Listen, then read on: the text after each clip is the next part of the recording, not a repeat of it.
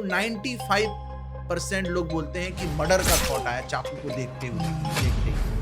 लोग वेट करते हैं कि कोई उनको लव लेटर लिखे तो जीवन में एक तरंग आए, उमंग आए, आनंद आए। और लेकिन बाद में सुनने को मिलता है कि दिल के अरमां आंसू में बह गए, love at first sight and divorce at first fight. तो मैं वन शॉट सॉल्यूशन दे रहा हूँ भगवद गीता से, जिनकी लाइफ में कैसी भी प्रॉब्लम है। अगर इतना सच में पहले अच्छा सिखाया गया है तो हमारे एजुकेशन सिस्टम में आज क्यों नहीं है वो सारी चीजें? जो भगवद गीता है वो भगवान कृष्ण का हमारे लिए लव लेटर है कि हमें प्रेम किससे करना है, कैसे करना है, लाइफ को कैसे लीड करना है। स्टीव जॉब 7 मील पैदल चलकर हरे कृष्णा मंदिर में प्रसाद लेने आते थे। सोशल मीडिया का इम्पैक्ट ना पड़े उसके लिए क्या भगवद गीता या कृष्ण भगवान की कोई ऐसी टेक्निक है जो हम इम्प्लीमेंट कर सकते हैं जिससे ये सारी चीजों को हम कंट्रोल कर पाए? बिल्कुल। डॉक्टर्स बुलाए गए, सबने सब तरह के प्रयास कर लिए, भगवान के सिर का दर्द जा ही नहीं रहा है। तो भगवान कृष्ण से ही पूछा गया, बताइए भगवान आपके सिर का दर्द कैसे जाएगा? तो भगवान कृष्ण बोलते हैं, जो अपने चरणों की रज मेरे सिर पर लगाए तब मेरे सिर का दर्द। सब लोग डर गए, भैया हमें क्या नरक थोड़ी जाना है। तो आज का जो पॉडकास्ट है वो बहुत ही ज्यादा स्पेशल होने वाला है। अगर हमारे लाइफ को, हमारे रिलेशनशिप को और हमारे ग्रोथ को, इन सारी चीजों को मुझे स्ट्रीमलाइन करना है और स्पिरिचुअलिटी के थ्रू मुझे इन सारी चीजों में जाना है, तो ये पॉडकास्ट आज का बहुत ही ज्यादा जरूरी है। क्योंकि आज के पॉडकास्ट में हमारे साथ जो गेस्ट है वो एक ऐसे पर्सन है जिन्होंने अपनी पूरी लाइफ कृष्ण भक्ति को समर्पित कर दी है। उन्होंने हजारों लोगों को हेल्प की है कृष्ण कॉन्शियसनेस को स्प्रेड करने में, कृष्ण की कुछ ऐसी लर्निंग्स देने में जिससे वो अपनी लाइफ को आगे बढ़ा सके। तो चलो without wasting time let's welcome today's guest Krishna Pada Das Prabhu ji. कैसे हो Prabhu ji? Thank you so much first of all, आप आए हमारे यहाँ पर, हमें बहुत अच्छा लग रहा है और आपसे मिलने की इच्छा बहुत बहुत टाइम से थी मेरी। हमें भी बहुत अच्छा लग रहा है और आपके जो भी क्वेश्चंस हैं, जो भी चर्चाएं हैं, हम शुरू कर सकते हैं बिना किसी समय का खर्चा किए हुए। 100% प्रभु जी। सबसे पहले तो देखो, आज का जो पॉडकास्ट है उसका मैंने थीम ये रखा है, आज बहुत सारे जो हमारे व्यूअर्स हैं उनके लाइफ में बहुत सारे स्ट्रगल होते हैं और इवन जब भी हम स्ट्रगल की बात करते हैं तो मैंने ये चीज़ सुनी है कि भगवान की याद लोगों को तभी आती है जब भी हमारे लाइफ में तकलीफ है, अदरवाइज तो कोई याद करता नहीं है।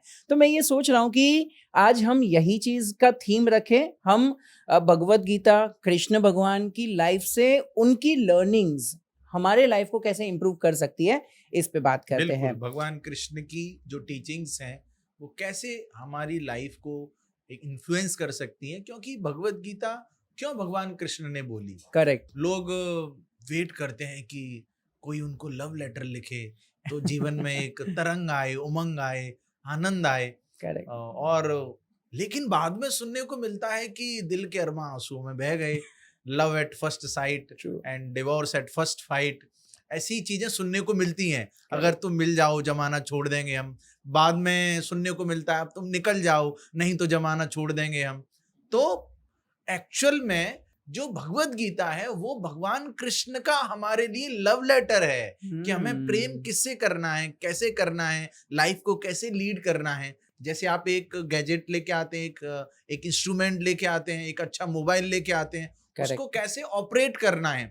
आप 1 लाख रुपए के फोन को आप पेपर वेट की तरह भी यूज कर सकते हैं, बट उसका प्रॉपर यूज क्या है वो तो उसकी मैनुअल से पता चलेगा, उसके साथ जो मैनुअल आती है। करेक्ट। ठीक उसी प्रकार हमारी लाइफ की जो मैनुअल है, ये जो लाइफ है, यंत्र रूणानी माया, ये यंत्र है जो शरीर है, मन है, हमारी लाइफ की जो मैनुअल है वो भगवद गीता है। क्योंकि इसके जो मैन्युफैक्चरर हैं, जिसने हम सबको बनाया, वो भगवान कृष्ण हैं। अहम सर्वस्य प्रभवो मत्तः सर्वं प्रवर्तते इति मत्वा भजन्ते माम बुधा भाव समन्विता। जितना भी ये जो भौतिक जगत है, आध्यात्मिक जगत है, ये सब मैंने बनाया है और जो इस बात को जानता है वो मेरी आराधना करता है।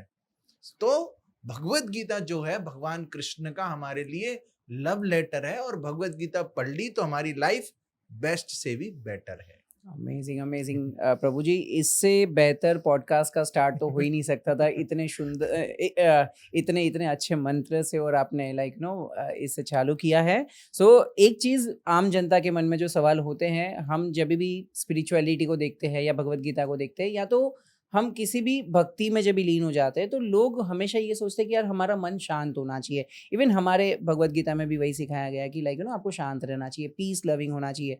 लेकिन अगर वही चीज़ अगर हम देखें कृष्ण भगवान की लाइफ में, तो वहाँ पर तो उनको भी महाभारत करना पड़ा था, उनको भी फाइट करनी पड़ी थी, उनको भी इन सारी चीज़ों में आना पड़ा था। तो ये मुझे हमेशा कन्फ्यूजन रहता है कि भाई हमें पीस के साइड, शांति के साइड जानी चाहिए या फाइट करके अपने हक को लेना चाहिए। तो एक तो अंदर का मौसम रहता है, एक बाहर का मौसम रहता है। जैसे देखते हैं कई बार मुंबई में बारिश आ रही है, बाहर का मौसम खराब है, करेक्ट। लेकिन एक अंदर का मौसम, हमारा आंतरिक मौसम, तो फाइट हो सकती है, लेकिन हमारी जो मन स्थिति है उधर फाइट नहीं होनी चाहिए। जब भगवान कृष्ण जब कुछ फाइट की बात कर रहे हैं, तो वो ऐसा नहीं है कि एक साधारण व्यक्ति की तरह वो बहुत विचलित हैं, बहुत क्रोधित हैं और अपना कंट्रोल खो दिया है, वैसा नहीं है। तो भगवान कृष्ण हमें ये सिखा रहे हैं कि हाँ, फाइट की लाइफ में जरूरत है, हमारी धर्म की रक्षा करने के लिए। भगवान कृष्ण ने अर्जुन को क्यों फाइट करने के लिए प्रेरित किया? कि धर्म की रक्षा करने के लिए। यदा यदा ही धर्मस्य ग्लानिर्भवति भारत अभ्युत्थानम अधर्मस्य तदात्मानं सृजाम्यहम्। धर्म की जब ग्लानि हो जाती है, धर्म की स्थापना करने के लिए भगवान आते हैं, और जो उस समय पर बेस्ट सॉल्यूशन है, क्या हो सकता है, उस समय पर फाइट की जरूरत है तो फाइट होगी। लेकिन इससे भगवान कृष्ण प्रभावित नहीं होते हैं, और जिनको वो ये नॉलेज दे रहे हैं उनको भी ये नॉलेज दे रहे हैं, यदि आपकी लाइफ में किसी भी प्रकार की फाइट आए, उसको as a matter of duty करिए, उस फाइट को करिए, लेकिन अंदर का जो मौसम है वो विचलित ना हो, वो शांत रहे। ये भगवत गीता का मैसेज है। लेकिन स्वामी जी, वो चीज़ अगर हम आज के लाइफ में इम्प्लीमेंट करना चाहें तो कैसे कर सकते हैं? मतलब अगर हम देखेंगे हमारे रिलेशनशिप्स में, या तो फ्रेंड सर्कल में, या तो कोई ना कोई हमारे आसपास में आता है, हमें अंदर से बहुत बार होता है कि यार इससे तो लड़ना चाहिए, यार इसके साथ फाइट करके इसको शांत करना चाहिए। हो सकता है कि हमारे लाइफ में वो मैं डिसाइड नहीं कर पा रहा हूँ, कभी मुझे शांत होना है, कभी मुझे उसके साथ में फाइट करना है। तो वो कृष्ण भगवान ने कैसे एक्सेप्ट किया था कि हाँ चलो हमें फाइट करनी चाहिए, या पहले उन्होंने भी शांत करने की ट्राई की थी? तो उसके लिए हमें नॉलेज होना चाहिए। जब हम भगवत गीता पढ़ेंगे, महाभारत पढ़ेंगे, भगवान कृष्ण ने अलग अलग सिचुएशंस को कैसे डील किया और अर्जुन को डील करना कैसे सिखाया। उदाहरण के लिए, जब अर्जुन बोल रहे हैं कि मुझसे ये गांडीव मेरे हाथों से सरक रहा है, मेरे रोम खड़े हो गए हैं, मुझे रोने जैसी मेरी स्थिति हो रही है, और अर्जुन बोलते हैं भगवान कृष्ण मेरे बस की बात नहीं है, मैं नहीं लड़ पाऊंगा।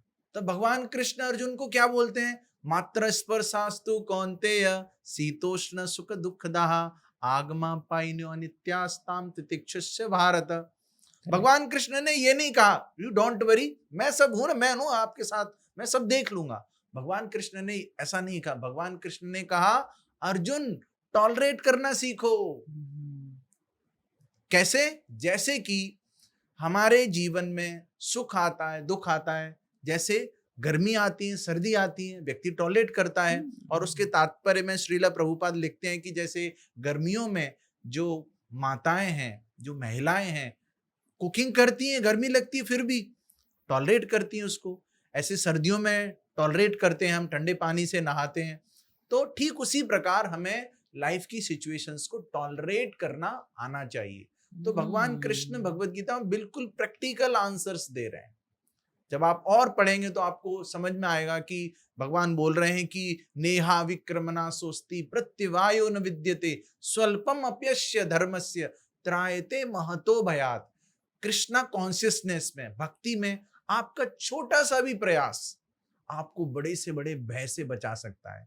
तो हम सबको भय लगता है, हमारी लाइफ में हमें डर लगता है कि कोई डेंजर नहीं आ जाए। तो कैसे भक्ति प्रैक्टिकल है हमारी लाइफ में? भगवान बोल रहे हैं कि छोटा सा भी प्रयास आपको बड़े से बड़े भय से बचा सकता है।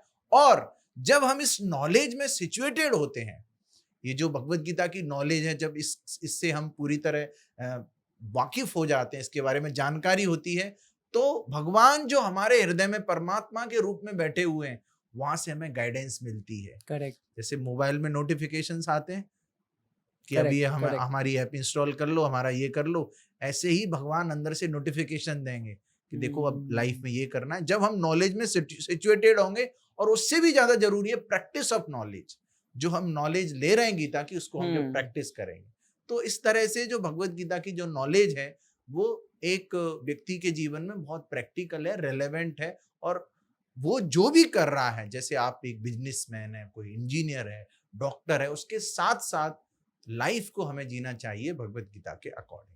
अमेजिंग, अमेजिंग प्रभु जी, बहुत अच्छे तरीके से आपने बताया। लेकिन अभी भी मेरा क्वेश्चन तो यही रहेगा कि अगर लेट्स से फॉर एग्जांपल, चलो मुझे समझ गया कि भगवत गीता पढ़ने से, कृष्ण भगवान की लर्निंग हमें लाइफ में इम्प्लीमेंट करने से सारे प्रॉब्लम का सल्यूशन आ जाएगा, लेकिन क्या हमारे अगर आज हम दुनिया को देखें या हमारी ऑडियंस को देखें, व्यूअर को देखें, तो आई एम वेरी श्योर हर दूसरे पर्सन के लाइफ में कोई ना कोई बड़ा प्रॉब्लम है। कोई हो सकता है एंजाइटी से परेशान है, कोई डिप्रेशन से परेशान है, किसी के लाइफ में ब्रेकअप हो चुके हैं, ऐसे बड़े बड़े प्रॉब्लम्स लाइफ में हो जाते हैं। तो क्या वो सारे इतने बड़े प्रॉब्लम्स का भी सल्यूशन भगवत गीता या कृष्ण भक्ति में है? 101% विदाउट एनी डाउट, बिना किसी संशय के। लेकिन दिक्कत क्या है ना, जितने भी व्यूअर्स हैं और हमारे भारतीय, मैं तो सीधी बात कहूंगा कि भगवत गीता घर पे पढ़ी है लेकिन पढ़ी नहीं है। दिक्कत ये है, भगवत गीता भगवत गीता भगवत गीता सब बात करेंगे, घर पे रखिए लाल कपड़े में बंद, लेकिन उसको पढ़ते नहीं है।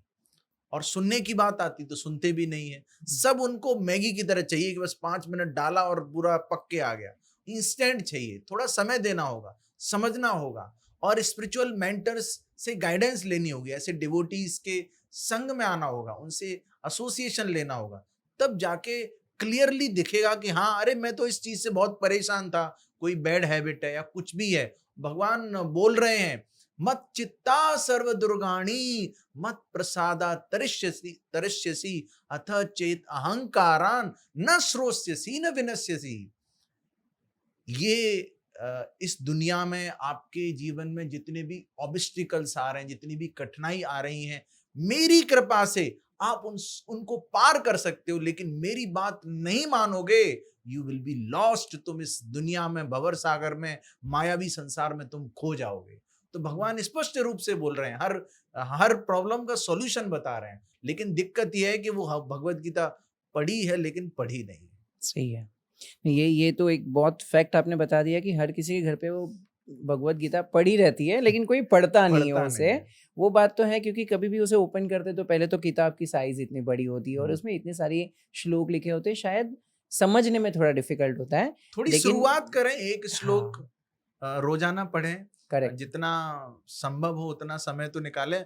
बड़े हो गए, एक बेबी स्टेप तो ले ही सकते हैं। Correct correct correct. तो प्रभु जी, मेरे घर पे भी किताब पढ़ी हुई है वो भगवत गीता, मैंने भी बहुत बार पढ़ने की ट्राई की, लेकिन आज मेरा ये सौभाग्य है कि आप मेरे सामने हो, तो मैं इस प्रॉब्लम का सलूशन डायरेक्टली आपसे ही लेना चाहूँगा। आपने तो भगवत गीता पढ़ी है, इतने लाखों लोगों को सिखाई है, तो जैसे हम अभी ये स्ट्रेस की, डिप्रेशन की बातें कर रहे थे, जैसे भी आपने बताया कि वो भगवत गीता में उसका सलूशन है, हमें पढ़ना पड़ेगा, तो मुझे एग्जैक्ट बता दीजिए आप कि कैसे इसका सलूशन आ सकता है। तो सारी जो प्रॉब्लम्स हैं वो कहाँ इधर हमारे माइंड में घूम रही हैं, मन विचारों में, उलझनों में। हमारे मन में प्रतिदिन लगभग 60,000 विचार आते हैं, ऐसी स्टडीज बताती हैं, और इन 60,000 विचारों में से 75% विचार हमारे अननेसेसरी होते हैं, रैंडम होते हैं। 75% बीमारियां हमारे मन के विचारों की वजह से होती हैं। तो हमारा जो मन है वो हमारा शत्रु भी हो सकता है और हमारा मित्र भी हो सकता है।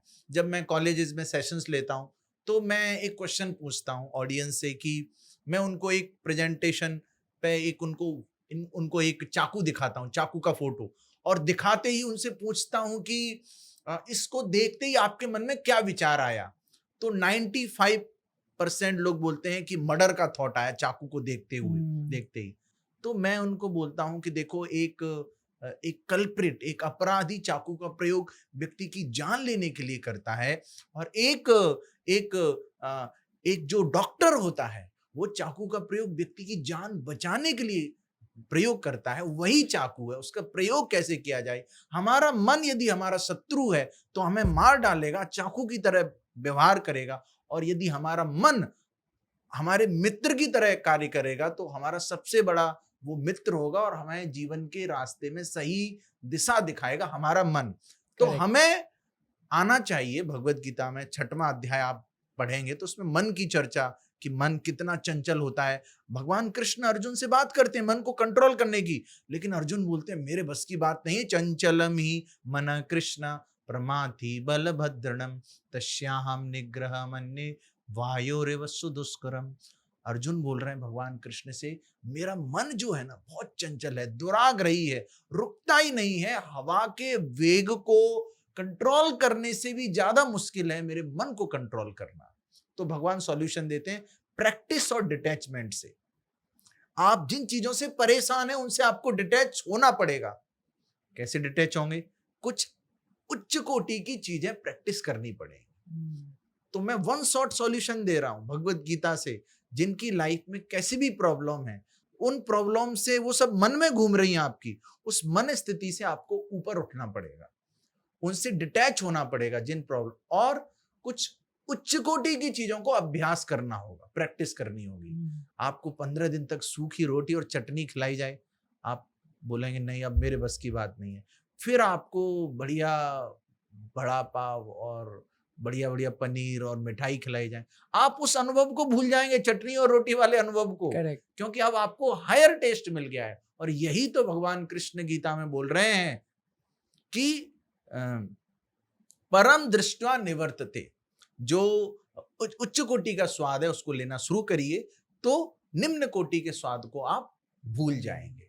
और वो कैसे संभव है? मना त्रायते इति मंत्रा। क्या प्रैक्टिस करना है? मंत्रा प्रैक्टिस करना है जो आपके मन को कंट्रोल करे। और वो सिंपल सा मंत्र भगवत गीता के कई, आप जो पर्पट्स में जाएंगे उनमें जाएंगे आप, तात्पर्यों में श्रीला प्रभुपाद लिख रहे हैं शास्त्रों से निकाल के कि जो हरे कृष्ण महामंत्र है, बहुत सरल मंत्र है इस कलयुग के लिए। ये जैसे बुखार में पैरासीटामोल चाहिए, ऐसे ही कलयुग के लिए ये पैरासीटामोल है, ये औषधि है, ये हरे कृष्ण महामंत्र। इस पर रिसर्च हुई है, फ्लोरिडा स्टेट यूनिवर्सिटी में इस पर रिसर्च हुई है, IIT इंदौर में इस पर रिसर्च हुई है। और मैं तो यही कहूंगा कि पहले इस्तेमाल करें फिर विश्वास करें। तो सारी एंजाइटी, टेंशन, डिप्रेशन, रिप्रेशन का जो सॉल्यूशन है वो भगवान के नाम का जप है। ये भगवत गीता का संदेश है। यज्ञानाम जप यज्ञोस्मि, यज्ञों में मैं जप यज्ञ हूं। सततम कीर्तयन्तो माम, हमेशा मेरा कीर्तन करते रहो। Simple solution. Amazing amazing. और प्रभु जी मैं इस चीज़ से अग्री करता हूँ, क्योंकि मैं यहाँ पर मुंबई रहता हूँ, तो जुहू में जो इस्कॉन टेम्पल है, ये मेरे साथ भी होता है बहुत बार। मैं जब भी बहुत ज़्यादा स्ट्रेस में रहता हूँ, stress in the sense like business है तो ऑब्वियसली बहुत अप डाउन्स होते हैं, रिलेशनशिप्स में, लाइफ में, बहुत सारी जगह पर। तो जब भी मुझे ऐसा लगता है ना कि यार बहुत ज़्यादा स्ट्रेस हो गया, तो मैं एक चीज़ करता हूँ, मैं संडे इवनिंग इस्कॉन टेम्पल जाता हूँ, और वहाँ पर जो कीर्तन होते हैं, जो भक्ति होती है, लोग वहाँ पर जो जो वाइब वहाँ की होती है, ऑनेस्टली स्पीकिंग आधा घंटा भी मैं वहाँ रहता हूँ ना तो वो सारी चीज़ें मैं भूल जाता हूँ, और वो सच में इम्पैक्ट करती है। सो आपने जो सोल्यूशन दिया, I would 100% refer to all, ये करना चाहिए, कृष्ण भक्ति में आना चाहिए लोगों को। और ISKCON is the best place. Like मैंने बहुत सारे वहाँ पे मेरे सोल्यूशन ढूंढे हैं, और आप सभी को विजिट करना चाहिए। प्रभु जी मैं इस्कॉन के बारे में पूछना चाहता हूँ। आपने अपने लाइफ पूरा कृष्ण भक्ति में, कृष्ण कॉन्शियसनेस में, इस्कॉन को, भगवत गीता को पढ़ने में, पढ़ाने में दे दिया है। मैं थोड़ा आपका पहले जर्नी जानना चाहूँगा, किस तरीके से, क्योंकि मैंने अभी आपके बारे में थोड़ा रिसर्च कर रहा था, तो मैंने ये भी बताया, सुना है आपके बारे में कि आपने बहुत ही अच्छी पढ़ाई की, इंजीनियरिंग आई थिंक आपने किया था, और फिर आप इस फील्ड में, तो कैसे आपकी जर्नी कैसे रही? देखिए, इसके एक आंसर तो ये है कि हाँ, मैं पढ़ाई कर रहा था और इसके दौरान मैं भगवत गीता की नॉलेज के संपर्क में आया, पढ़ना शुरू किया। उस संपर्क में इसलिए आया क्योंकि कहीं न कहीं मेरा पहले से रुझान था, वो मेरे परिवार ने, मेरे पेरेंट्स ने वो मुझे वो संस्कार दिए। फिर जब मैंने भगवत गीता को पढ़ना शुरू किया, लाइफ में इम्प्लीमेंट करना शुरू किया, और बीटेक कर रहा था कंप्यूटर साइंस में, जॉब भी लगी, तो सॉफ्टवेयर में जॉब कर रहा था, लेकिन मैं देख रहा था कि जितने भी लोग सॉफ्टवेयर में आए उनका ये वाला सॉफ्टवेयर अच्छे से काम नहीं कर रहा है और मेरा भी सॉफ्टवेयर ये कहीं ना कहीं डगमगा रहा है। तो क्यों ना सोसाइटी में ऐसे लोग भी हों जो इस सॉफ्टवेयर पे काम करें। सोसाइटी में इंजीनियर्स हैं, डॉक्टर्स हैं, लॉयर्स हैं, बिजनेसमैन हैं, हर तरह के लोग हैं। ऐसे लोग भी चाहिए सोसाइटी को, जहां पर वो अपनी नॉलेज को, अपने कल्चर को, कृष्णा कॉन्शियसनेस को, सनातन धर्म को बहुत ही लॉजिकली, साइंटिफिकली दुनिया के सामने प्रस्तुत करें। जो लोग भगवत गीता नहीं पढ़ रहे हैं उनको पढ़ाएं कि भाई आओ ये लेक्चर सुन लो, ये पॉडकास्ट सुन लो, आपको बहुत कुछ पता चल जाएगा। Correct. तो फिर एक पॉइंट पे मैंने डिसाइड किया कि मुझे इस फील्ड में जाना चाहिए और ये भगवान की कृपा से ही संभव होता है। हमारे स्क्रिप्चर्स बताते हैं कि ब्रह्मांड भ्रमिते कौन भाग्यवान जीव, गुरु कृष्ण प्रसादे पाए भक्ति लता बीज।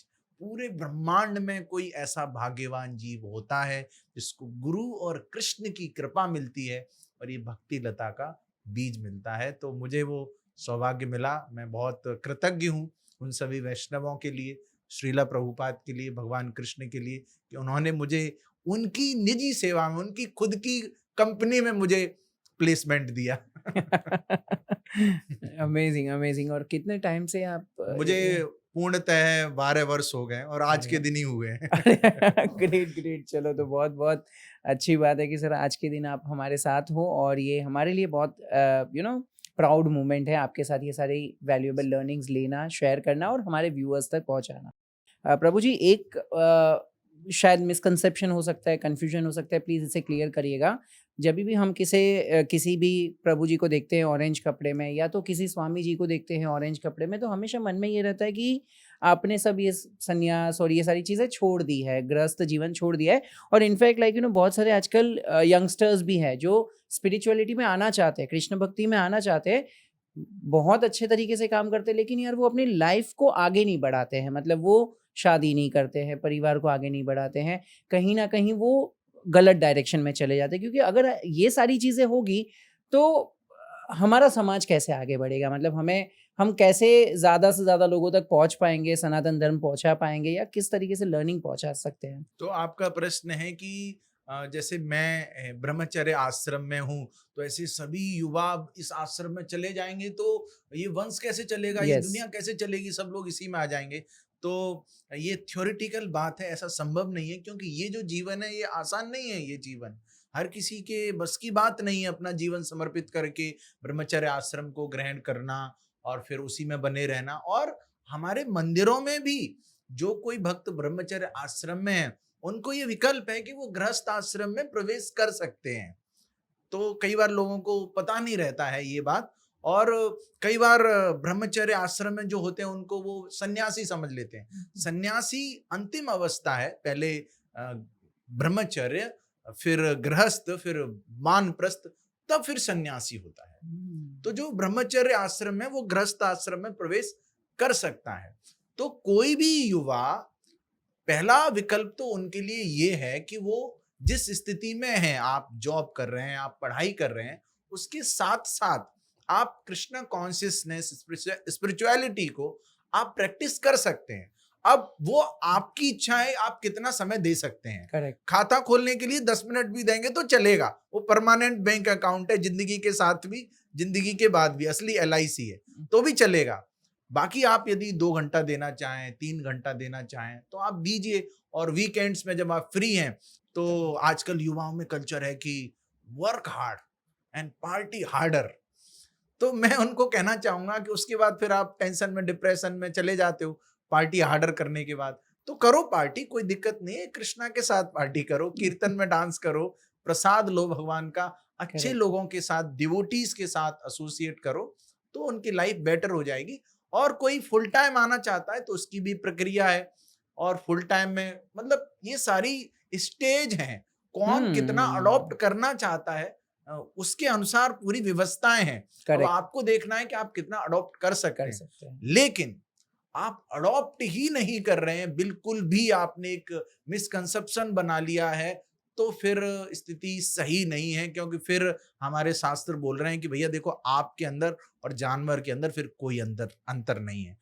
आप द्विपाद पशु हैं, आप 2 पैरों पर चलते हैं, और जानवर 4 पैरों पे चलता है। अब इसको सुन के आप मुझे वो मत दीजिएगा, साप मत दीजिएगा, बुरा मत कहिएगा मेरे लिए, लेकिन शास्त्र बोल रहे हैं ऐसा। आहार निद्रा भई मैथुनम च सामाने तत्पशुभिर्नराणाम धर्मो ही तेषाम अधिको विशेषो धर्मे ही नहीं ना पशु भी समाना। आहार, हम भी खाना खा रहे हैं, जानवर भी खाना खाते हैं। निद्रा, वो भी सोते हैं, हम भी सोते हैं, वो भी अपना बचाव करते हैं, हम भी अपना बचाव करते हैं। जानवर भी बच्चा पैदा करते हैं, इंसान भी करता है। तो 4 गतिविधियां, ईटिंग, स्लीपिंग, मैटिंग, डिफेंडिंग, इंसान में जानवर में समान है। फिर अंतर क्या है? धर्मो ही तेषाम अधिको विशेषो धर्मे ही नहीं ना पशु भी समाना। अंतर है धर्म। आप ये प्रश्न पूछ सकते हैं। कभी आपने देखा है कि 10 कुत्ते आए, चलो आज तो भगवत गीता पे चर्चा हो रही है, पॉडकास्ट हो रहा है, चलिए सुनते हैं जाके? नेवर। तो ये जो इंक्वायरी है, ये जो जिज्ञासा है, अर्थात तो ब्रह्म जिज्ञासा, ये हम कर सकते हैं। मैं कौन हूं? भगवान कौन है? मैं खुश क्यों नहीं हूं? मेरे जीवन का उद्देश्य क्या है? ये सब प्रश्न एक इंसान कर सकता है। तो आप जिस स्थिति में हैं, उसके साथ साथ ये इंक्वायरी करिए और स्पिरिचुअल लाइफ में आगे बढ़िए और खुश रहिए।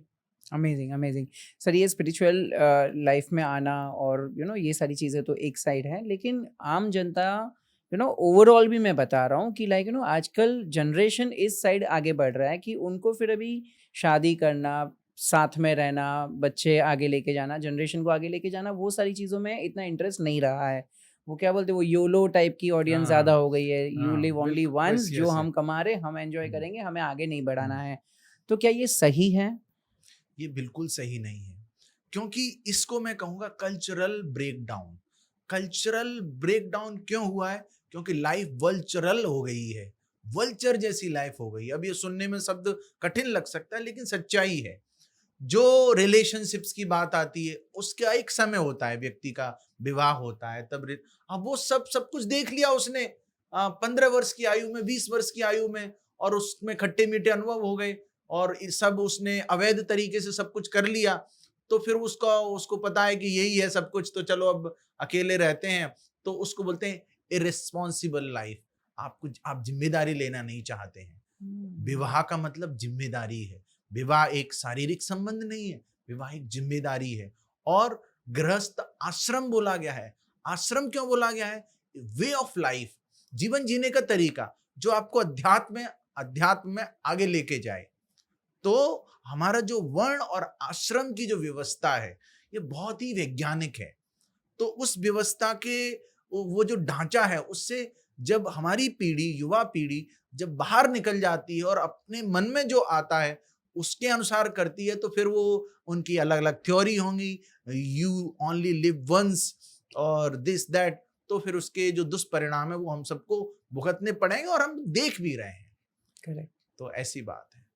करेक्ट। ये सारी चीज़ें ना, मुझे अभी जैसे अभी इंडिया पाकिस्तान का बहुत ज़्यादा ये चल रहा है, तो उस टाइम पे बहुत ही मुझे याद आता है कि मैं अभी किसी के साथ तो बात कर रहा था कि लाइक हम हिंदूज, सनातन इतने पीस वाले क्यों हैं, मतलब इतने शांत क्यों हैं? क्योंकि आज अगर हमारे ही किसी भाई बहन को कश्मीर में कुछ हो गया और हम यहाँ पर देख रहे कि अरे क्या ज़रूरत है लड़ाई करने की, छोड़ो ना, हम अपना काम कर रहे। ठीक है, मोदी जी अपना काम कर रहे, आर्मी अपना काम कर रही है, लेकिन हमारे में इतना एग्रेशन नहीं है। यही चीज़ अगर उल्टा होता तो एक बार जस्ट सोच के देखो, अगर काश हमारे किसी हिंदू भाई ने पाकिस्तान में या तो बांग्लादेश में जाके ऐसा कुछ किया होता, तो वहाँ की पब्लिक क्या करती? तो वहाँ के लोग कितने एग्रेसिव है, कितने एक यूनिटी को मानते हैं। हम इतना क्यों नहीं कर पा रहे? क्योंकि हमको अंडरस्टैंडिंग ही नहीं है। अब भगवान का भक्त होना, सनातन कल्चर का पालन करने का मतलब ये नहीं है कि आप लड़ाई नहीं लड़ सकें। यदि कोई आतताई है, इसको एग्रेसर बोलते हैं, किसी के घर में आग लगा देना, किसी पर हथियारों से प्रहार करना, ऐसे 6 प्रकार के आतताई भगवत गीता में बताए गए हैं। तो ऐसे आतताइयों का तो सीधा वध कर देना चाहिए। दंड इतना प्रचंड हो कि अब कश्मीर में शांति अखंड हो। तो इनको पता ही नहीं है। और जो बड़ी 2 लड़ाई हुई, एक तो रामायण की लड़ाई हुई, एक महाभारत की लड़ाई हुई, इसमें सूत्रधार कौन थे? 2 वैष्णव थे, 2 सनातनी थे, 2 भगवान के शुद्ध भक्त थे। एक तो हनुमान जी, रामायण में सब कुछ उन्होंने किया, और इधर अर्जुन। तो सनातन का मतलब केवल शांति नहीं है, जब जरूरत पड़े शांति को वापस लाने के लिए युद्ध भी है, और उस युद्ध के दौरान आपके हृदय के अंदर शांति रहे। ये है सनातन। अब लोगों को पता नहीं है, अंडरस्टैंडिंग नहीं है, तो ठीक है भैया, दुनिया चल रही है, हम अपने हिसाब से जिएंगे, तो वो तो स्थिति सही नहीं है। बहुत बहुत शानदार एग्जाम्पल दिया, और श्री राम और श्री कृष्णा के बारे में आपने जिक्र भी किया। इससे मुझे अगला क्वेश्चन मेरा याद आ गया, जिससे क्या होता है प्रभु जी, बहुत सारे हमारे व्यूअर जो हैं वो बिजनेस ओरिएंटेड है, जो अपना व्यवसाय कर रहे हैं, बिजनेस कर रहे हैं, कुछ पैसा कमा रहे हैं।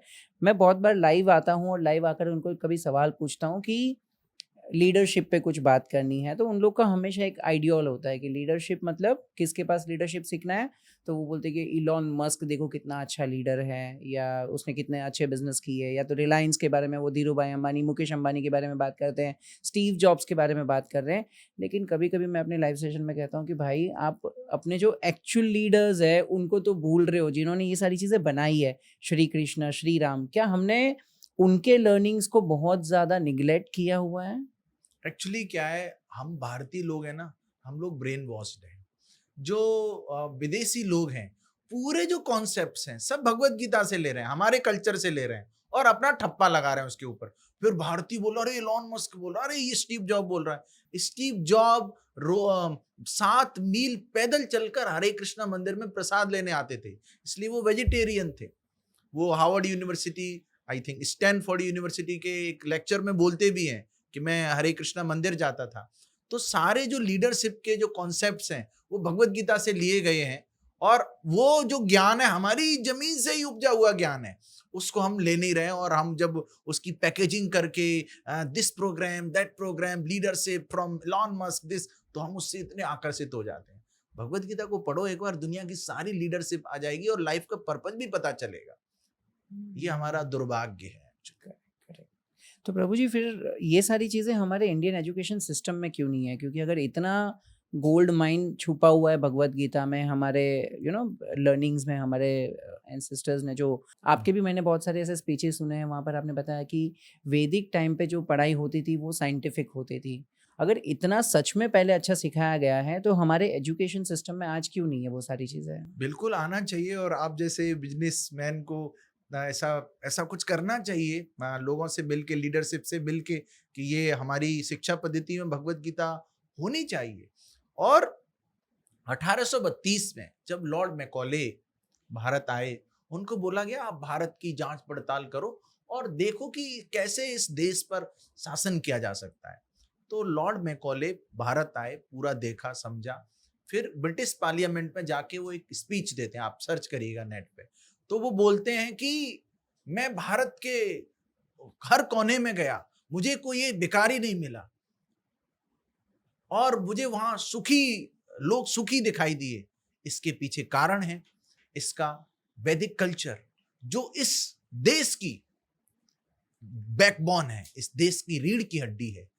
जब तक हमने इस बैकबोन को, इसके वैदिक कल्चर को, इसकी जो वैदिक शिक्षा प्रणाली है, इसको नहीं तोड़ा, तब तक हम इस देश पे शासन नहीं कर सकते। और उसके बाद क्या हुआ, हमको हमारे अंदर ऐसी भावना प्लान करके डाली गई कि आप तो इंफीरियर हो, आपका कुछ भी ज्ञान नहीं है। यस नो अंग्रेजी पढ़ाना सिखाया गया, पैंट शर्ट पहनना सिखाया गया। अभी मैं इधर धोती कुर्ता में रोड पे निकल जाऊं तो लोग मुझे फिरंगी समझेंगे, लेकिन उनको पता नहीं कि आप वो फिरंगी, तो हम तो असली भारतीय परिधान पहन के घूम रहे हैं। अभी ये तिलक लगा के कोई देखता है, कोई सिखा में देखता है, तो लोग समझते हैं एलियन आ गया है। लेकिन सच्चाई क्या है लोगों को पता ही नहीं है, हमारी भारतीय संस्कृति क्या है उनको पता नहीं है। तो ये सब हमें एजुकेट करना है, और ये एजुकेशन सिस्टम में जब तक नहीं डालेंगे तब तक कुछ होने वाला नहीं है। मैंने इस पे लिखा भी था, मैं बहुत कविताएं लिखता हूं, तो मैंने लिखा था कि लगता है आधुनिक शिक्षा प्रणाली का ये तंत्र कहीं ना कहीं हो गया है गंदा, कहीं टेंशन, कहीं डिप्रेशन, तो कहीं छात्र लटक जाता, फांसी का फंदा। चौओर सनातन संस्कृति की होनी चाहिए दस्तक, और विद्यालय महाविद्यालय के हर छात्र छात्रा के पास हो भगवत गीता की कम से कम एक पुस्तक। नहीं, बहुत बहुत शानदार सर, ये सारी चीज़ें आनी चाहिए एजुकेशन सिस्टम में। मैं भी अग्री करता हूँ, क्योंकि इतनी इंपॉर्टेंट लर्निंग अगर हमने एजुकेशन में दे दी, तो आने वाली पीढ़ी, आने वाले विदेशी लोग, मैंने सुना कोई स्विट्जरलैंड है, कोई देश, वो भगवत गीता को वहां पे संस्कृत पढ़ाई जा रही है, यहाँ पर हम संस्कृत में बात कर रहे हैं, उसको ऐसे ही पंडित जी है, ये है, वो है, समझते नहीं है लोग, ऐसे ही नेग्लेक्टेड समझते हैं। कोई अच्छी अंग्रेजी में बात कर रहा है, सोफिस्टिकेटेड है, वो है, तो फिर वो एक बहुत ही महान व्यक्ति है। और उसको आज ऐसी स्थिति है कि हमको भी यदि किसी कॉलेज में लेक्चर लेना है, तो जब तक हम कुछ अंग्रेजी के 10-20 शब्द नहीं बोल देंगे, तब तक लोग इम्प्रेस नहीं होंगे। तो इम्प्रेस तभी होगा, प्रभु जी को इंग्लिश बोलना आता है, तो मतलब प्रभु जी बहुत इंटेलिजेंट हैं, पढ़े लिखे हैं, तो ठीक है, आपको ऐसे समझ में आता है तो ऐसे करेंगे। तो इंग्लिश बोलते हैं उनको, फिर संस्कृत भी बोलते हैं, ऐसे। Correct correct correct. Bhagavad Gita मेरे ख्याल से लोग कहाँ से लेते हैं, तो ज़्यादातर मैंने देखा हुआ है कि इस्कॉन मंदिर में जब भी जाते हैं तो प्रसाद के साथ मिलता है, तो लोग बस वहाँ से खरीदते हैं और वहीं पर खरीद करके सिर्फ घर पे रख देते हैं। मेरे ख्याल से इतना यूज़ करते हैं, लेकिन यस, आप लोगों को रीड करना चाहिए, उसमें बहुत सारी चीज़ें छिपी हुई है। प्रभु जी, मैं इस्कॉन के बारे में वापस बात करना चाहूँगा। एक मेरा अगेन पर्सनल क्वेश्चन है, हम हर दूसरे ऑर्गेनाइजेशन या धर्म में कहीं पर भी हम देखें तो वहाँ पर कुछ कुछ लीडरशिप के लेवल होते हैं। पहले कोई आता है, वो डेवलप करता है, फिर वो किसी और को देता है, तीसरे किसी को देता है, और उसके उससे भी बड़े बड़े लीडर्स आते हैं उस ऑर्गेनाइजेशन में। जबकि अगर मैं इस्कॉन में बात करूँ तो मैंने प्रभुपाद जी के बारे में बहुत सुना है कि उन्होंने किस तरीके से स्टार्ट किया, किस तरीके से पूरी दुनिया में लोगों को इसकी नॉलेज दी, लेकिन उनके बाद में मुझे कोई ऐसे बड़े प्रभु जी नहीं मिले जिनकी इतनी चर्चाएं होती हो। तो मैं थोड़ा सा समझना चाहूँगा कि उनकी क्या क्या यूनिक क्वालिटीज़ थी और क्या चीज़ उनको डिफरेंशिएट करती है। एक्चुअली श्रीला प्रभुपाद एक साधारण व्यक्ति नहीं है। वो 70 वर्ष की आयु, आप सोच के देखिए, 70 वर्ष की आयु में भारत से अमेरिका गए। उनके पास पैसे नहीं थे, 40 रुपए थे, पानी के जहाज की यात्रा की, 38 दिनों की ये यात्रा थी, उसमें 2 उनको हार्ट अटैक आए। तो वहाँ बोस्टन, वहाँ अमेरिका जाके उन्होंने बहुत स्ट्रगल के साथ एक international society for Krishna consciousness, Krishna Bhavanamrita Sangh, Hare Krishna movement की स्थापना की। और जो लोग हिप्पीज थे, उनको पता नहीं क्या है क्या नहीं है, क्या राम है क्या कृष्ण है, उनको अपने वैदिक सिद्धांतों को पालन कराना, उसमें उनको गंभीर बनाना, ये असाधारण कार्य था। ये कोई साधारण कार्य नहीं था। तो ऐसे कार्य एक भगवान का शुद्ध भक्ति कर सकता है, जो भगवान के द्वारा एम्पावर्ड है, भगवान के द्वारा जिसको शक्ति दी गई है। ऐसे शुद्ध भक्तों को शक्त्यावेश अवतार बोलते हैं, जिनको भगवान ने शक्ति प्रदान की वो कार्य करने की। और 70 वर्ष की आयु से सोचिए, आप तो बिजनेसमैन हैं, कि कोई स्टार्टअप 70 वर्ष की आयु में शुरू किया, without any blueprint, without any investment, और 10 वर्ष के अंदर उस स्टार्टअप के पूरे वर्ल्ड में 108 केंद्र हो गए। तो ये तो कोई दिव्य चीज है ना, ये ह्यूमनली काम नहीं है। तो श्रीला प्रभुपाद तो शुद्ध भक्त हैं। उसके बाद जो उनके शिष्य हैं, उनमें भी बहुत सारी लीडरशिप क्वालिटी है, लेकिन कोई भी श्रीला प्रभुपाद के बराबर नहीं हो सकता। तो ये श्रीला प्रभुपाद की एक स्पेशल चीज है। बाकी हाँ, भक्त लोग प्रयास कर रहे हैं, रुका नहीं है ये अभियान, प्रचार अभी भी जारी है। कुछ शहरों में केंद्र खुले हैं, बचे कुछों की बारी है। Amazing amazing. और हर जगह पर, हर कॉर्नर पे मिलने ही चाहिए। हर शहर में एक हमारा मंदिर तो होना ही चाहिए जिससे लोग एक्सेस कर सके। मैं जब भी सर्च करता हूँ तो मुझे 2 लोगों के बारे में मिलता है, एक इस्कॉन के बारे में मिलता है और एक हरे कृष्णा मूवमेंट के बारे में मिलता है। मुझे थोड़ा सा डिफरेंस समझाइए, कौन है, क्या है, कैसे ये ऑर्गेनाइजेशंस चलते हैं? मैनेजमेंट अलग है। इस्कॉन बेंगलोर, इस्कॉन में 2 मैनेजमेंट है, ऐसे समझिए। एक मैनेजमेंट ऐसा है, एक ग्रुप ऐसा है जो श्रीला प्रभुपाद को ही अपना गुरु मानते हैं, दीक्षा गुरु मानते हैं। एक ग्रुप ऐसा है जो श्रीला प्रभुपाद के बाद भी गुरु हैं। तो जो ISKCON Bangalore group of temples है, जिसके द्वारा विश्व का सबसे बड़ा मिड डे मील कार्यक्रम अक्षय पात्र फाउंडेशन रन होता है, वो इस्कॉन बेंगलोर के द्वारा है। और स्पिरिचुअली एक्टिविटीज वही हैं। आप किसी भी इस्कॉन मंदिर में जाइए, हरे कृष्णा मंदिर में जाइए, हरे कृष्णा मूवमेंट के मंदिर में जाइए, आपको वही दिखेगा। बस ये छोटा सा एक अंतर है, जो कि ऊपर के जो वरिष्ठ वैष्णव हैं उनके बीच इस बात पर वार्तालाप चल रहा है। प्रभु जी, आपने इनके बारे में तो बताया, श्रीला प्रभुपाद जी के बारे में, लीडरशिप के बारे में हम बात कर रहे थे इस्कॉन के। तो कृष्ण भगवान ने, जैसे अभी आपने बताया कि उनके ऊपर बहुत ही कृपा की, 70 की एज पे चालू करके भी उन्होंने इतना अच्छा एक्सपांड किया। तो मेरा क्वेश्चन ये है कि कृष्ण भगवान ने और किसी पे इतनी कृपा क्यों नहीं की? क्यों ऐसे और भी लोग नहीं आए जो ये चीज़ को और आगे बढ़ा सके? ऐसे लोग बहुत सारे हो सकते हैं जिनके ऊपर भगवान कृष्ण ने कृपा की है। लेकिन जब गुरु शिष्य परंपरा की बात आती है कि श्रीला प्रभुपाद के बाद कौन गुरु होंगे, उसमें श्रीला प्रभुपाद ने क्या बोला है? तो श्रीला प्रभुपाद एक सिस्टम बना के गए कि एक जीबीसी होगी और एक सिस्टम होगा, उसके अनुसार चीजें चलेंगी। तो ऐसे बहुत सारे शुद्ध भक्त हो सकते हैं और हो सकता है इस जन्म के बाद वो श्रीला प्रभुपाद की तरह ही किसी दूसरे ब्रह्मांड में वो उस तरह का प्रचार करें, तो संभव है बिल्कुल। और यदि वो हमें नहीं दिख पा रहे हैं तो वो एक अलग बात है, लेकिन हाँ, ऐसे शुद्ध भक्त कृष्णा कॉन्शियसनेस मूवमेंट में होना बिल्कुल संभव है। Amazing, amazing. प्रभु जी, आज तो मैं बहुत ही ज़्यादा कन्विंस्ड हो गया हूँ कि मुझे भी कृष्ण भक्ति में आना चाहिए। तो अगेन एक लेमन क्वेश्चन, अगर आज से मैं डिसाइड करता हूँ मुझे स्पिरिचुअलिटी में कृष्ण भक्ति में आना है, तो फर्स्ट स्टेप क्या होगा, कैसे स्टार्ट करना चाहिए? आप कितना समय दे सकते हैं? आधा घंटा, 1 घंटा? यदि आप आधा घंटा दे सकते हैं तो मैं कहूँगा सुबह उठते ही आप ये हरे कृष्ण महामंत्र की माला करिए। अब सुनने में ऐसा लगेगा कि माला जप करना है क्या कृष्ण भक्ति में आने के लिए? जी हाँ, माला जप करना है। जप करके देखिए, जितने भी जख्म हैं आपके जीवन में, जख्म सब भर जाएंगे। जपो तो सही, दिन संवर जाएंगे। जपो तो सही, और जिंदगी की इस होड़ में एक मोड़ तो लो, आनंद से भर जाएंगे। जपो तो सही। तो शुरुआत करनी है आपको हरे कृष्ण महामंत्र के जप से। ये माला है, इस माला को ऐसे पकड़ते हैं, इस पे धागा निकला है, उस पे हम एक पंच तत्व मंत्र का उच्चारण करते हैं। जय श्री कृष्ण चैतन्य प्रभु नित्यानंद श्री अद्वैत गदाधर श्री वासादि गौर भक्त वृंदा। पहले मंत्र का जप करेंगे, उसके बाद अगले मनके पर जाएंगे। इस अंगुली को स्पर्श नहीं करेंगे, अंगूठे से और बीच वाली अंगुली से पकड़ेंगे। फिर हरेक मनके पर पूरा हरे कृष्ण मंत्र स्पष्ट रूप से उच्चारण करना है। ध्यान पूर्वक मंत्र को सुनना है। माला को पकड़ना है, मंत्र को बोलना है और सुनना है। हरे कृष्ण कृष्ण कृष्ण 2-3 बार कर सकते हैं साथ में। हरे कृष्ण कृष्ण कृष्ण हरे हरे, हरे राम राम राम हरे हरे, हरे कृष्ण कृष्ण कृष्ण हरे हरे, हरे राम राम राम हरे हरे। तो ऐसे आप करते जाएंगे। पूरी माला होने में लगभग शुरुआत में 10 मिनट लगेंगे। जब आपको अभ्यास हो जाएगा तो 7 से 8 मिनट में आप एक माला जप कर लेंगे। ये आप करके देखिए। मैं तो ये भी बोलता हूं लोगों को, आपको मेंटल पीस चाहिए, आप भगवान को नहीं मानते हैं, ठीक है भैया, मत मानो भगवान को, मेंटल पीस तो चाहिए, स्पिरिचुअल वेलबींग चाहिए, इस मंत्र का जप करिए, आपको चमत्कार दिखेंगे। और मैं सुबह जगते ही क्यों बोलता हूं, ये नीम की माला है, तुलसी की नहीं है, कोई नियम नहीं है इसके लिए, कोई रूल्स एंड रेगुलेशन नहीं।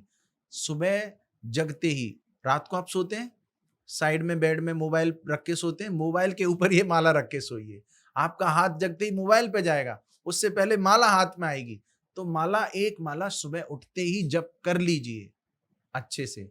फिर आप देखिए पूरे दिन भगवान कृष्ण किस प्रकार आपके जीवन में हस्तक्षेप कर रहे हैं, एक सकारात्मक हस्तक्षेप कर रहे हैं। ये बहुत प्रैक्टिकल बात है। अब किसी को हो सकता है कि मैं क्यों विश्वास करूं इनकी बात पर, ठीक है, आप विश्वास मत करिए, आपको फेथ तो रखना होगा। आप इस छत के नीचे बैठे हैं, आपको फेथ है कि ऊपर से गिरेगी नहीं।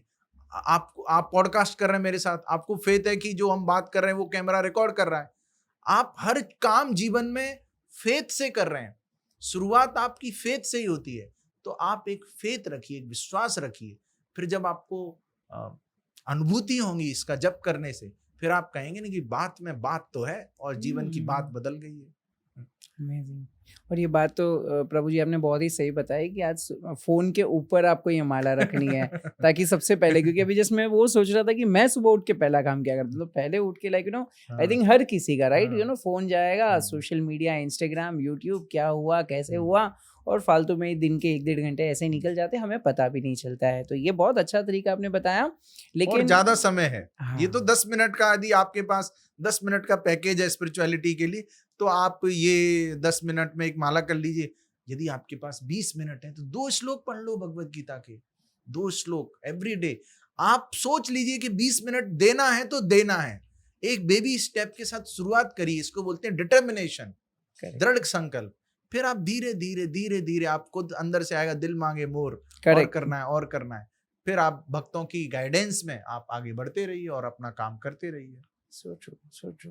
प्रवीण जी, बहुत बार हम श्री कृष्ण भक्ति की या हरे कृष्णा मूवमेंट की बात करते हैं, तो हमने बहुत सारे लोगों को ऐसा देखा है कि जब भी कोई सामने आता है तो back of the mind, subconscious mind में यही आता है कि वो आकर के कुछ सेल करने की ट्राई करेंगे, या तो वो भगवत गीता या तो कुछ चीज़ बेचने की ट्राई करेंगे मेंबरशिप के तौर पे, या दूसरे किसी की चीज़ पे वो डोनेशन मांगने की ट्राई करेंगे। तो मुझे पहले तो ये नहीं समझता है कि इतना डोनेशन चाहिए क्यों इतने पैसे चाहिए, क्योंकि सारी चीज़ें तो ऑलरेडी बन चुकी है, मंदिर सब व्यवस्था ऑलरेडी रेडी है, सारी चीज़ें ऑलरेडी है, तो अभी और क्यों ज़्यादा से ज़्यादा हम इकट्ठा कर रहे हैं? इस बात का सही उत्तर तो तभी मिलेगा व्यक्ति को जब वो मंदिर में जाके मंदिर के मैनेजमेंट से बात करें कि क्या क्या एक्टिविटीज चल रही हैं। मंदिर तो है आपका, या फिर कहीं ऐसा हो सकता है कि मंदिर बन रहा है तो वहां तो दिखता है, लेकिन जहां मंदिर है और तो वहां पर यदि ऐसा विचार आता है कि अब दान की जरूरत क्यों है, तो मैनेजमेंट से जाके पूछना चाहिए, ग्राउंड पे जाके देखना चाहिए। फिर भी मैं इस प्रश्न का एक उत्तर देता हूँ। जो ब्राह्मण है, वैष्णव है, वो 6 गतिविधि करता है। यजन याजन, वो भगवान की आराधना करता है, दूसरों को भी सिखाता है। पठन पाठन, वो शास्त्रों का अध्ययन करता है, दूसरों को भी सिखाता है। एक होता है दान प्रतिग्रह, यदि वो दान लेता भी है तो उसको सोसाइटी के वेलफेयर के लिए, स्पिरिचुअल वेलफेयर के लिए उसको दे देता है।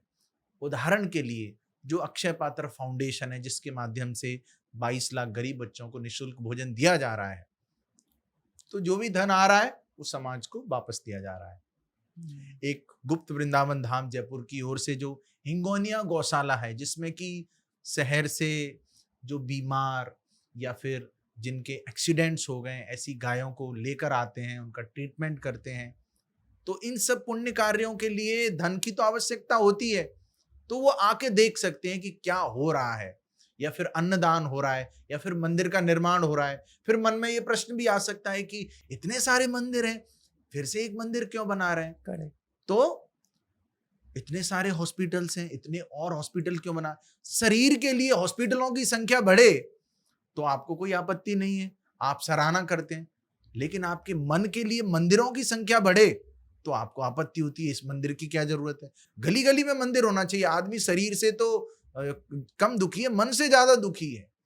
तो मन के सुख के लिए, आत्मा के सुख के लिए कहाँ जाओगे आप? मंदिर जाओगे। और मुख्य रूप से जो श्रीला प्रभुपाद के संस्थान के द्वारा, हरे कृष्णा मूवमेंट के द्वारा जो मंदिर बनाए जा रहे हैं, उन मंदिरों में बहुत सारी एक्टिविटीज, आप ये नहीं कि आप गए, दर्शन किए और आपको चरणामृत मिल गया, प्रसाद मिला और आप आ गए।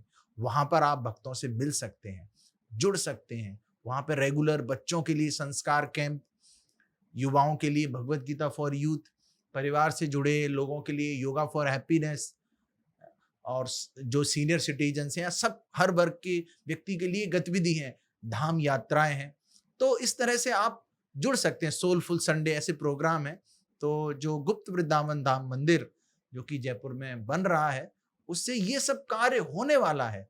तो फिर इस कार्य को संपन्न करने के लिए भगवान का घर तो बनाना पड़ेगा। हमारे घर को हम इतना बड़ा बनाते हैं, फिर देखते हैं कि ये जगह कहाँ पर छूट गई, जो कुछ प्रयोग नहीं आया उसका। चलो यहाँ पे, हाँ, यहाँ पर भगवान का एक मंदिर फिट हो जाएगा।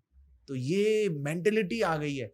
पहले के जमाने में, वैदिक काल में, आप साउथ इंडिया में जाएंगे, आपको ऊंचे ऊंचे तिरुपति बालाजी का मंदिर, ऊंचे ऊंचे मंदिर आपको दिखेंगे, पद्मनाभ स्वामी मंदिर। लोग अपने साधारण सिंपल जीवन जीते थे और भगवान की अच्छे से सेवा करते थे। Simple living, high thinking. अभी क्या है? Simply living, no thinking.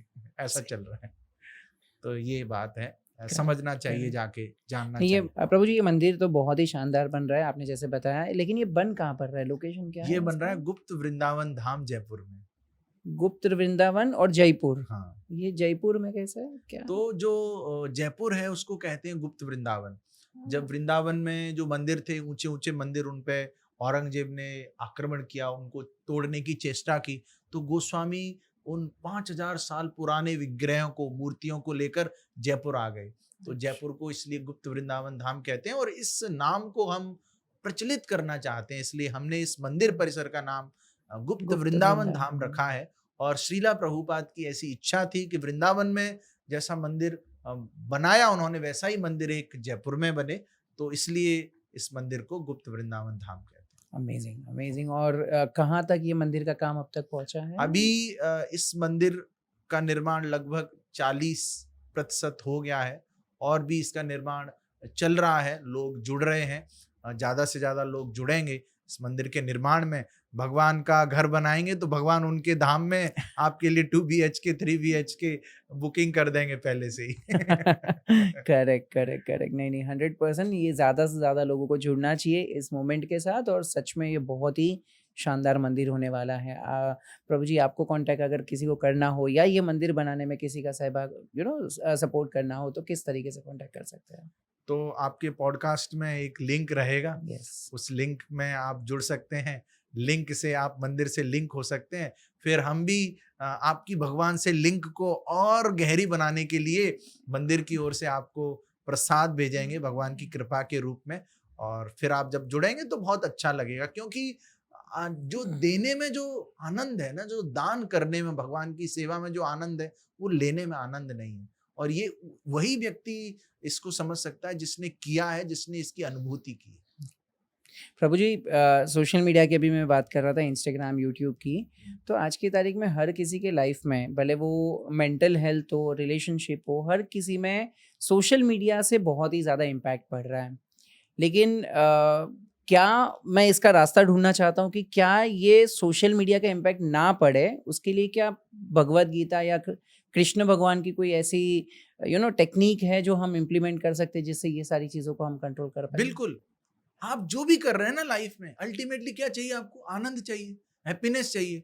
अब वो लाइक्स और व्यूज के चक्कर में, मैंने इस पे लिखा था कि सोशल मीडिया पर लाखों लोगों के फॉलोअर्स हैं, लाखों में, और व्यूज और लाइक के चक्कर में फंसे हुए हैं टेंशन और डिप्रेशन की सलाखों में। सही है। तो ऐसा हो रहा है लोगों के साथ, क्योंकि वो सोशल मीडिया पे स्क्रॉल कर रहा है, इधर आनंद आएगा, इधर आनंद आएगा, अरे मेरा ये लाइक नहीं किया, अरे इतने ही व्यूज आए हैं, अरे टेंशन में आ गया, कंपेयर कर रहा है, अरे इसके इतने फॉलोअर्स, अरे मेरे इतने ही फॉलोअर्स हैं, कंपैरिजन कर रहा है, दूसरों से एनवियस कर रहा है, पूरी पूरी दुनिया को इस तरह से देख रहा है, जो इंस्टेंट प्लेजर ले रहा है कि इसको देख लूंगा तो थोड़ा डोपामीन रिलीज होगा, एक तुच्छ आनंद की सर्च कर रहा है सोशल मीडिया पे। लेकिन भगवान कृष्ण इतना आनंद का सागर देने के लिए तैयार है, ब्रह्मभूत प्रसन्न आत्मा, न सोचती न कांक्षति, सम सर्वेषु भूतेषु मद भक्ति लभते पराम।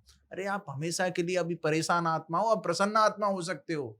न सोचती न कांक्षती, आप भूतकाल के बारे में, जो आपके साथ कुछ गलत हो गया, ऐसा नहीं होता तो अच्छा, ऐसा उसने कैसे बोल दिया, ऐसा ये हो जाता, वो हो जाता। भूत सोचती कांक्षती, काश ऐसा हो जाए, काश वैसा हो जाए।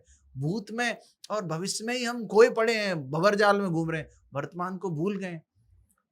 और आनंद कौन सा चाहिए हमें, हमको पता नहीं, हम छोटे तुच्छ आनंद की तलाश में हम भटक रहे हैं। करेक्ट। तो इसलिए भगवत गीता का ये जो संदेश है, इसको लेना चाहिए। और हाँ, जरूरत के लिए जितनी आपको जरूरत है उतना चलाइए सोशल मीडिया, आपके जो भी कार्य हैं, बट उस पर लगे ही पड़े, स्क्रॉल स्क्रॉल स्क्रॉल, और जिंदगी रोल हो रही है, इधर स्क्रॉल हो रही है, और क्या चल रहा है कुछ पता ही नहीं है आपको।